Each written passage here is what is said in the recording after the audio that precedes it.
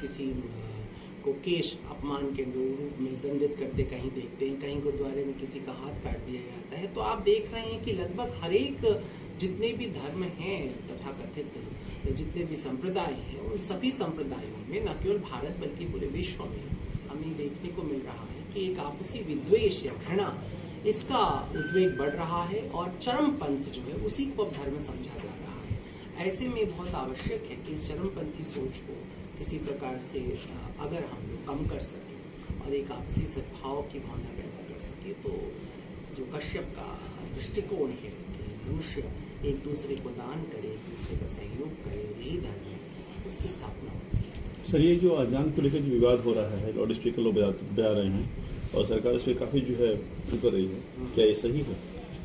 देखिए, मेरा मानना ये है कि सरकार की अपनी नीतियाँ होती हैं और सरकार अपनी नीति के अंतर्गत अपनी बात रखती है। जनता में उसका समर्थन मिलना या समर्थन नहीं मिलना, ये सरकार को उसका नतीजा चुनाव के समय देखना पड़ता है।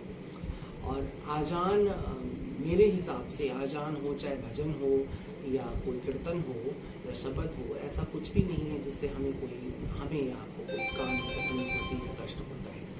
सो ये एक बड़ी बात है कि मैं तो नहीं समझता हूँ कि ये कोई बहुत बड़ा विवाद का विषय होना चाहिए इस देश में। लाउड स्पीकर सुनना चाहिए। मुझे कम से कम आज़ान को लेके लाउड स्पीकर इतना बुरा नहीं लग रहा है, और मैंने तो आज तक कभी आज़ान ने मेरी नींद ना खराब की, ना मेरे आसपास की 2 मिनट की आज़ान किसी का सर दर्द अगर पैदा कर रही है तो मुझे लगता है कि वो एक समस्या है। हाँ, लाउड स्पीकर की रही बात, तो लाउड स्पीकर मुझे लगता है हर प्रकार के डीजे और लाउड स्पीकर उसे बंद करने चाहिए। खासतौर पे जो बारातों में और शादियों में जो डीजे बजाया जा रहा है वो ज़्यादा सरदर्दी पैदा करता है लोगों को, इससे पहले बंद करना चाहिए। ये दलित जो मतलब ये हाल ही में कुछ दिन पहले जो दलित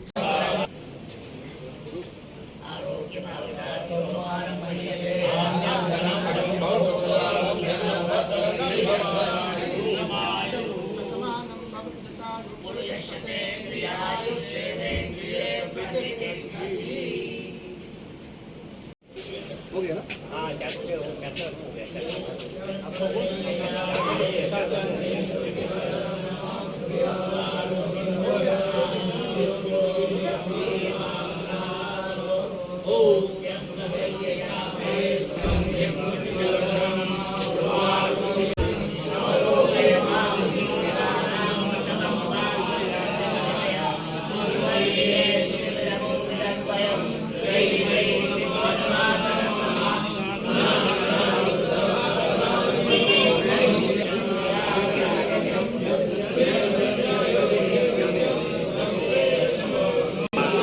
बनावट लड़कियों वाली, बनावट लड़कियों वाली।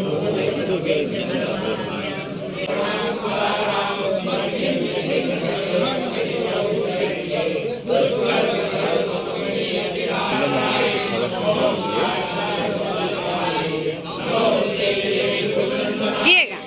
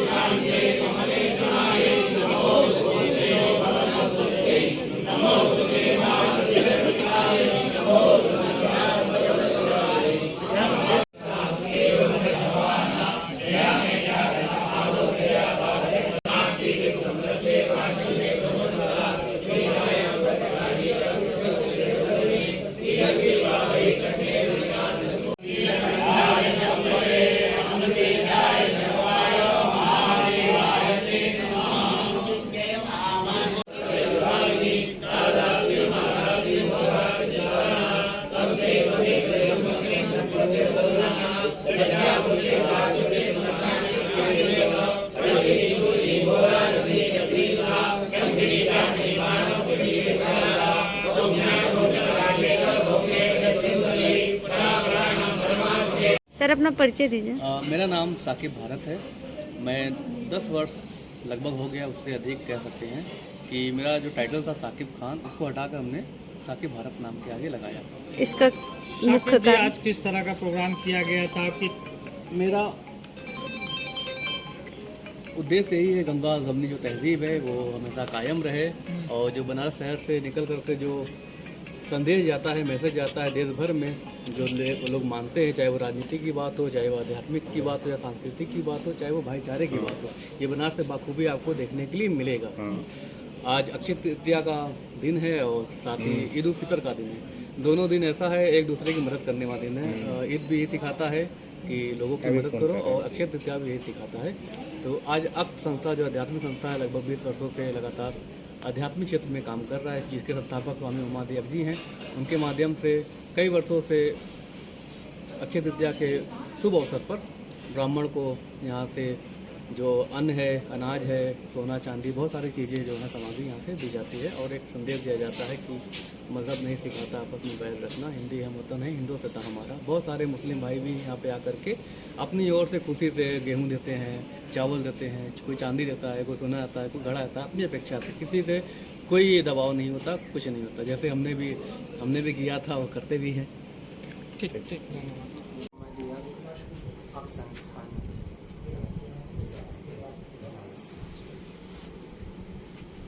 ये स्वामी जी जो आज आयोजन किया जा रहा है, इसका मूल उद्देश्य क्या है?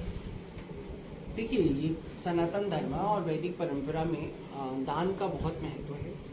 जैसा कहा जाता है कि मनुष्यों, देवताओं और दैत्यों के जो पिता कश्यप थे, उन्होंने मनुष्यों के लिए एक ही कर्तव्य निर्धारित किया था, वो था दान का कर्तव्य। उन्होंने कहा था कि मनुष्य का धर्म जो है वो दान ही है।